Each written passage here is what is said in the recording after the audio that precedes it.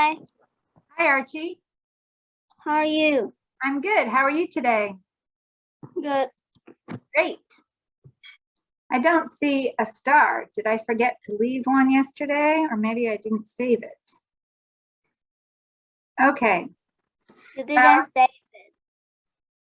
They are in the middle of talking about why Harper did not do her math homework yet and how she is going to start it right now. She thinks she has plenty of time to do it. Morgan wanted to know if she had spent the whole night reading about Minecraft. They are putting Harper on the defensive. That means they are saying, why? How come? I can't believe it. And it leaves Harper needing to say, because. She has to come up with a reason. And that can be an uncomfortable feeling. If someone keeps saying to you, how come? Why not? Why? They want to know your reasons. Well, sometimes we don't want to share our reasons, but when people ask us directly, we can feel a little defensive or a little pressure. And we feel like we have to come up with a good reason. We feel like we need to justify what we are doing. That word I just said is justify. This means we are trying to come up with reasons that other people can't disagree with. We want them to think we are making good choices.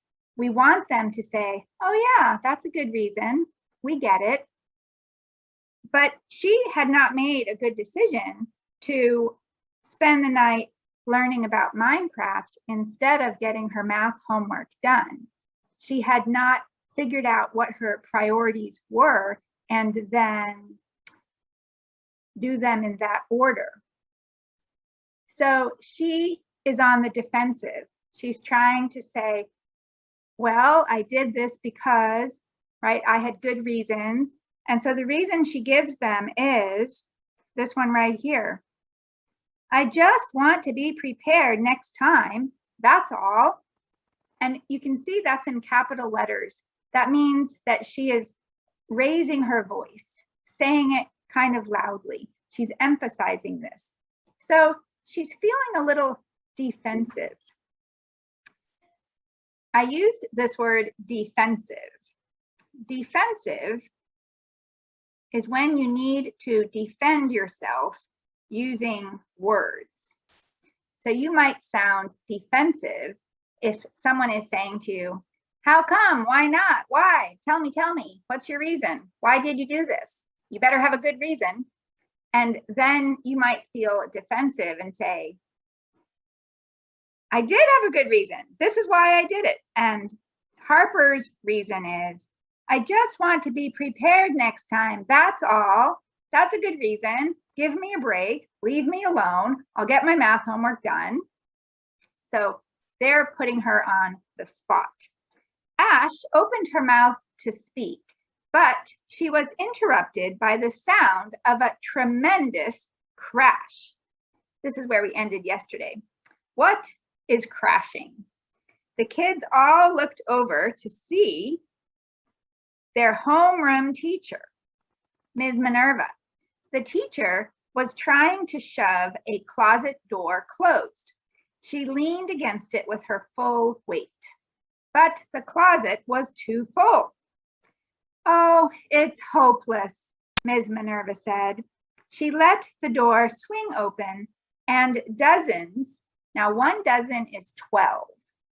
So if there's more than 1 dozen, that is at least 12 times 2 or 24 or 36 or 48 or 60. Dozens of colorful plastic cafeteria trays clattered out onto the floor. Well, let's look at a cafeteria tray. When kids go to school in America and they buy their lunch, they go to a cafeteria. They do not eat in their classroom. They go to a cafeteria and they are handed a tray like this. And on the tray will be their lunch. And you can see it also includes some milk. And there's a fruit and there's some protein or some meat. Here's another example of a lunch that you might get in the cafeteria. You can see there's vegetables in the salad, fruit, an apple, bread. That's this roll right here is bread. Here's another example of a lunch that you might get at an American school from the cafeteria. So those trays, those plastic trays that the lunch is on is called a cafeteria tray. And here you can see what has happened to Ms. Minerva. And these are all of the different cafeteria trays that she's trying to shove into a closet, but there are too many and they're all just falling out all over the floor. And that is the big crash. Is everything okay, Ms. Minerva? Ash asked. Ms. Minerva blew a frizzy strand of hair out of her face. Everything is fine, she said. I just need to find a place to stash all these old trays. The PTA, which stands for P is for parent, T is for teacher, and A is for association. That means a group of. So the PTA is a group of parents and teachers who work together to make some decisions for the school and to do some special things for the kids at the school. Well, the PTA bought the school new ones, new cafeteria trays. That means they don't need their old trays anymore. And Poe said, why not just throw them, the old cafeteria trays, away? Asked Poe. There they are not recyclable, Miss Minerva said. That means they cannot be recycled. So they would be trash. So they would end up in a landfill somewhere. Let's take a look at this word landfill. A landfill is where the trash goes, things that cannot be recycled. Here you can see a picture of a landfill. This is just a bunch of garbage. This is where the garbage goes if it can't be recycled. There are actually some people who are looking through the garbage because sometimes they can find things that people threw away that are still useful. Here's another picture of a landfill. This truck here is bringing in a lot of trash and garbage. You know, I saw this picture and I was thinking to myself, we only have one planet, planet Earth, and there are billions of people on planet Earth. And every day, every person has some trash. But how many years can all of these billions of people have trash and put it somewhere on Earth before there is no room left on Earth for all of the trash, for all of these landfills that are just filled with trash? I think that is one reason why recycling is so important. Recycling means we can use it again. We might not want to use it anymore as it is, but the materials that it is made from can be used again to make something else that is useful. And then we would have not so many landfills. And Ms. Minerva wants all of these old cafeteria trays right here to be recycled, to be used again for something else. But they can't be recycled, and she doesn't want to put them in a landfill, so she's putting them in a closet. I don't think that really solves the problem. She's just using up the space in a closet instead of space in a landfill. I think a better solution might be buying cafeteria trays that can be recycled. I hope that is what the PTA did. Then Ms. Minerva says, I'm determined to find a use for them, but first I need to get them, these are the cafeteria trays, out of the way. I can help offered Harper. The rest of us, do you see these italics right here? So we need to emphasize those words. Harper wants to help, but what is Harper supposed to be doing? Her math homework.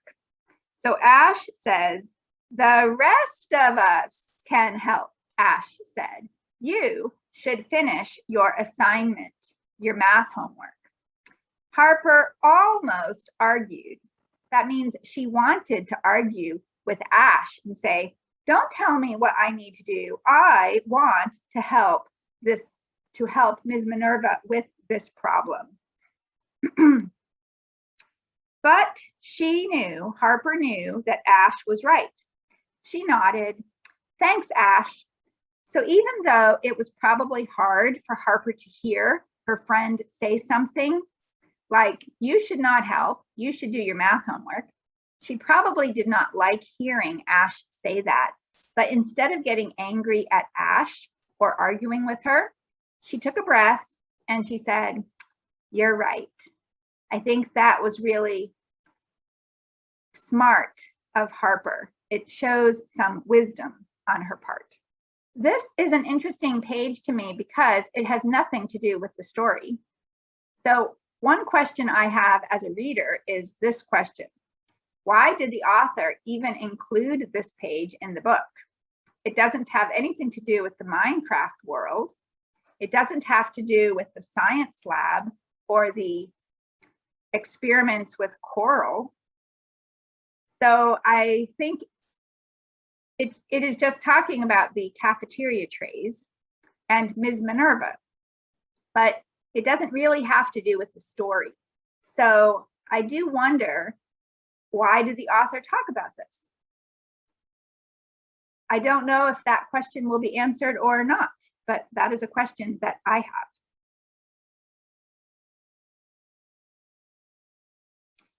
Harper spent the rest of her lunch period finishing her homework. She lost track of time. Oh, the words are kind of going down, aren't they?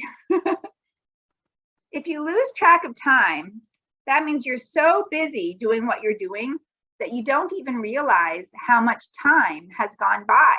Maybe you start working on something at 1 o'clock in the afternoon and you're busy working on it, and all of a sudden you look up and it's 4 o'clock in the afternoon. Well, how many hours is it from 1 o'clock until 4 o'clock? Well, from 1 o'clock to 2 o'clock is 1 hour, 2 o'clock to 3 o'clock is 1 hour, and 3 o'clock to 4 o'clock is 1 hour. So that's 3 hours. And you're like, what? I can't believe it was so much time. Archie, have you ever sat down with a book and you said to your mom, I only want to read for 20 minutes. And all of a sudden, 2 hours later, you're still reading the same book. And you look at your watch or the clock and you say, where did the time go? I thought it was just 20 minutes. It was 2 hours. That is losing track of time. You just get so excited to do something. It could be painting, it could be reading, whatever it is you like to do. You just have so much fun doing it that you're not paying attention to how much time you are doing it. And all of a sudden, when you finally stop and look at the clock, maybe a long time has passed and you are surprised. You say, oh, I lost track of time. Well, Harper was working on her math homework and she lost track of time and arrived a few minutes late to science class. Harper does not seem to me to be the kind of person who arrives late to science class. She seems like a very good student and she loves science class. So everyone is probably very surprised that Harper is late to class, late to science class. But as she walks in, the teacher, remember Doc Culpepper is the science teacher. The teacher does not get angry at her. The teacher does not say, you're late. The teacher just says, ah, Harper, Doc said, as Harper stepped into the basement lab. Good. Now we have an even number. An even number would be numbers that end with 2, 4, 6, 8, or 0. If you have a number that ends with 2, 4, 6, 8, or 0, it means that you could divide that number into 2 groups and have the same number in each group. Your groups would be even. If your number ends with 1, 3, 5, 7, or 9, and you try to divide it into 2 groups, one group will have 1 more than the other group. They will not be even. Now, if you have kids in a class, students, and you want each person to have 1 partner, and you want 2 people in each group, then it works if you have an even number of students. If you have 20 students, you could have 10 groups. If you have 12 students, you could have 6 groups. If you have 30 students, you could have 15 groups. So the teacher is happy that because Harper is there, they have an even number of students, and now every person has a partner. There is nobody that has to work by themselves because they are extra. Harper scanned the room. Scan means to come in and just let your eyes just travel around the room quickly. Okay, you don't stare at anything. You just start at one side of the room and you just move your head all the way around so that you have seen everything there is to see in the whole room. That is scanning the room. I think Harper was looking for her friends and hoping that she could be partners with one of her friends from Minecraft. But the whole class had paired off. Pairing off means everyone had found 1 more person. That means there is only 1 person left that needs a partner, that needs Harper. Well, Morgan was with Ash and Jody was with Poe. Those are her friends, Morgan, Ash, Jody, and Poe. And they are already all set. We have 2 pairs. A pair is 2 people. So 1 pair is Morgan and Ash, and 1 pair is Jody and Poe, and Harper is by herself. And so the teacher says, you, Harper, will be Theo's lab partner, said Doc. And we can see a picture of Theo right here.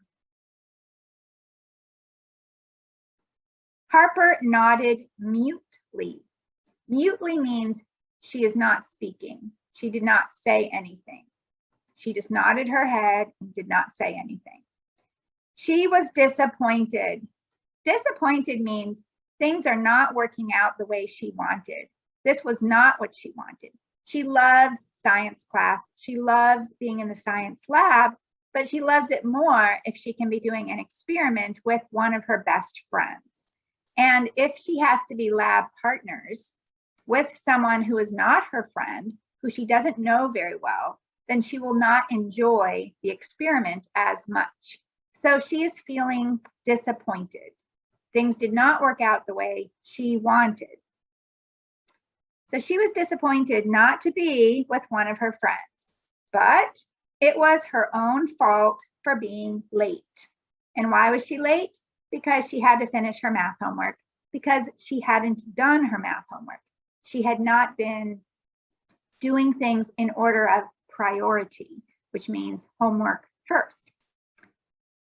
She didn't know Theo well, but she gave him a polite smile. Okay, so she just smiled. That's the polite thing to do as she sat at his table. And then the teacher said, "Today is the big day," said Doc. "Welcome to Project Coral Restoration." Harper felt a little thrill at that. That means that she was very excited. So here's what some coral might look like. There are many different kinds of coral, but that is what one kind might look like. Let's look at this big word, restoration. We can see a little word in it, which is the word restore. Restore means to regain. It's to get something back again. So if you had been losing something and you get it back again, you are restoring it. If the coral is not doing well, if it's not growing well, if it's damaged, if there's not as much of it as there used to be, then restoring it would be helping it to be better, stronger, more of it. It'd be doing something good for the coral. And that sounds good to Harper. Doc circulated among the class. She gave each student a Petri dish containing a long piece of coral. Well, we are going to finish today by looking at two of the words in this paragraph.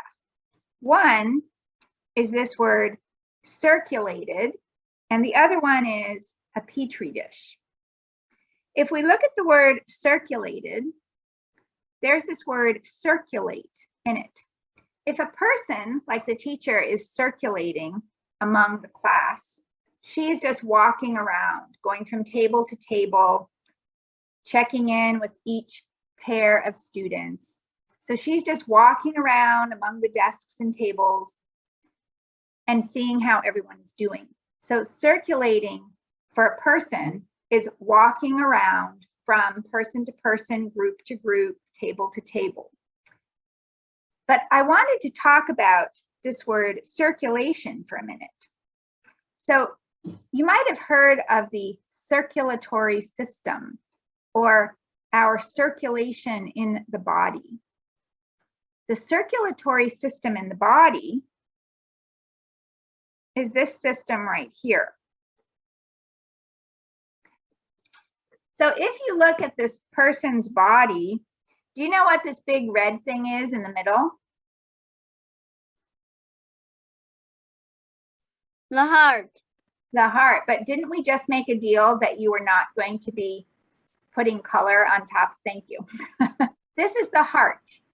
And then do you see these red and blue tubes that are spreading out throughout the body from the heart?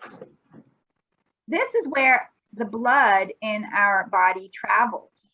So the blood in our body travels in these red and blue tubes, and it will travel to all of the different parts of our body, and it will go through the heart because the heart is the pump that keeps it moving. And inside those red and blue tubes, you would see red blood cells. So each of these circles is a red blood cell. Red blood cell, sometimes called an RBC, or And go ahead. The white blood is helping the body to like the white blood is helping the body. There have something like this in your body. It can like maybe Those are called help white you. blood cells. White blood cells. It can help you. That's right. It can help keep us safe from disease or illness or being sick. So if our body gets bacteria or a virus, something in it that makes us sick, then our white blood cells will help us get better. In here, this picture is not showing the white blood cells, but you are right. The white blood cells are also in here. There is not as many of them as the red blood cells, but there are definitely white blood cells in our blood going through those red and blue tubes that are very important. It will eat the virus. Right, right. And so the white blood cells, we sometimes call those WBC because W stands for white. So our blood does two important things. It actually does three important things. The red blood cells are very important because they carry oxygen to all of the different parts of our body. And every part of our body needs oxygen in order to do its work. So in each of these red blood cells, it is carrying oxygen to the different parts of our body. The white blood cells are fighting the viruses and the bacteria. And then there is one more thing in the blood called platelets. And these are used if we cut our skin and are bleeding. If we fall down and we hurt our knee and it's bleeding and the skin is broken, then the blood will travel to that part where the skin is broken, and there's something in the blood called platelets that will help fix it so that we get a scab and the bleeding stops. So the blood in our body does some very important jobs.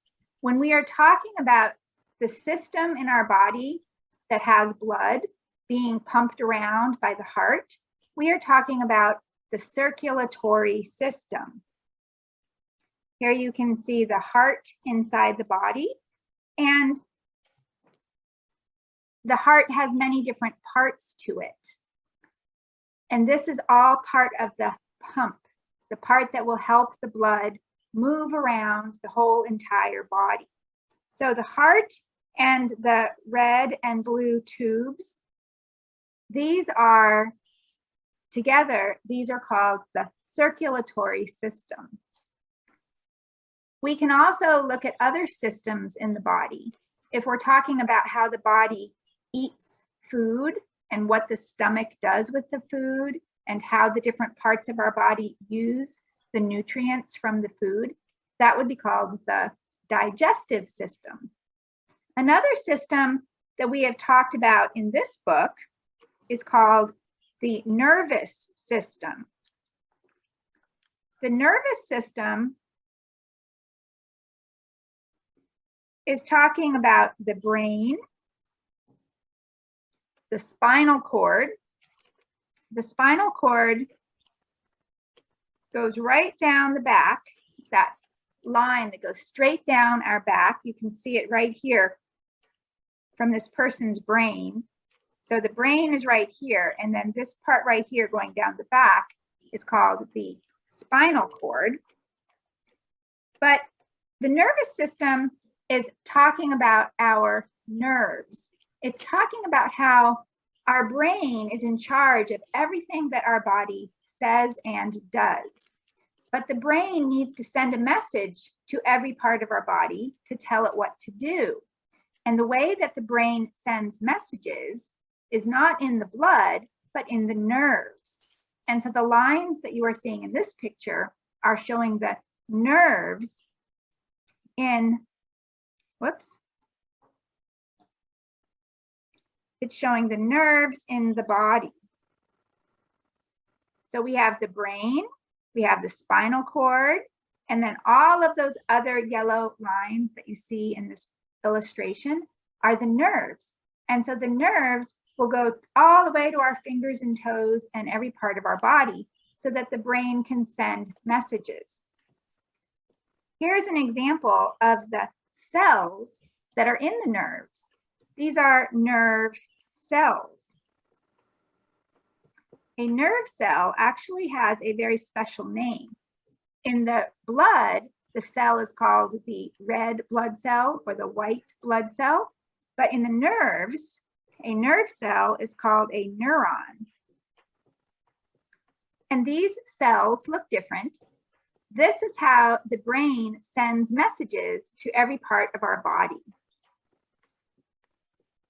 So you can see here in this picture, it's kind of traveling along here, and it just goes from one of these cells to another one, to another one, to another one, and the message just keeps getting passed, handed off from one cell to the next, to the next, to the next, and taken to the part of the body that needs to hear from the brain what to do. And so every system of the body is different and has different cells in it. So when we're talking about that, the system of our body where the brain is telling the body what to do, when we use our senses to experience the world around us, and our eyes see things, and our nose smells things, and our ears hear things, and our mouth tastes things, and our hands feel things, those messages of what our body is sensing and seeing and feeling and tasting get sent to our brain. And that's all part of the nervous system. And the reason we were talking about the nervous system in this book was back when Harper was on the beach and was it a creeper that blew up or a zombie blew up? Something blew up next to her on the beach. And she said, ouch. And she took off her VR headset and she said, I actually felt that. And then she was wondering, I wonder what it is about these VR headsets that lets us actually feel something as opposed to just see something with our eyes. And she was trying to figure out the science of it. You know, she was saying, does the VR headset somehow connect to our neurons, to our nervous system, to our nerves, and get a message to our brain and tell us that we feel something? And she was thinking about how can the virtual reality headset connect to our brain, connect to the nervous system that would let our brain get the message, ouch, that hurt. And so she was trying to figure that out. And that's where Poe was saying that he thinks, I think it was Poe, it was either Poe or Ash, was thinking that maybe these VR headsets are a little bit more magic than just science, because regular VR headsets only affect what we see and maybe what we hear, but not how we feel. Like they would not let us feel the sand beneath our feet on the beach. So we had talked about the nervous system earlier. Here we took a quick look at the circulatory system, or the system that has the red blood cells. So in the circulatory system, or when we talk about our circulation, we are talking about how the red blood cells move all over our body to every single part of our body. But we can also use that word circulate or circulated when a person, like a teacher, is walking all around the room to all of the different desks and tables and checking on every student. So it really has that idea of moving around to every part of the area. And then I wanted to show you a Petri dish before we close today. So a Petri dish is something that a scientist uses in a laboratory. This plastic part is the dish. The red part is not part of the Petri dish. Just the plastic part is the Petri dish. The red part looks almost like Jell-O. It feels almost like Jell-O also. It was put into this particular Petri dish because the scientist wants to find out what kind of bacteria is in a sample. So he could use his cotton swab and dip it into the bacteria, into the sample, and then wipe it onto the red material. This red stuff is called red agar. And it really kind of feels like Jell-O. And he can wipe the bacteria onto this, and then he's going to wait to see if anything grows. And then he might check after a day or a couple days to see if the bacteria has been growing. When he looks here and sees many different colors, that means there are different kinds of bacteria. So for example, this one here and this one here are the same kind of bacteria. This one and this one might be the same, and this one and this one might be the same. But what he will do now is he will take a sample from each of these colors, put it on a microscope slide, and then he will look at it under the microscope and be able to see what the bacteria looks like. So for example, he might see this when he looks through the microscope. And then he might say, oh, I know what kind of bacteria this is. Okay, so when you're looking through the microscope, you can get more information about what bacteria it is. So it starts by having a Petri dish with some agar on it, having your sample. For example, have you ever gone to the doctor and the doctor says, open your mouth and say, ah, and then he sticks a cotton swab in your mouth and scrapes the back of your throat? Now on the end of the cotton swab, he has a sample of what was in your throat. And then he can wipe it on this Petri dish. He can use a cotton swab, or he can use this kind of tool that has the little loop on the end of it.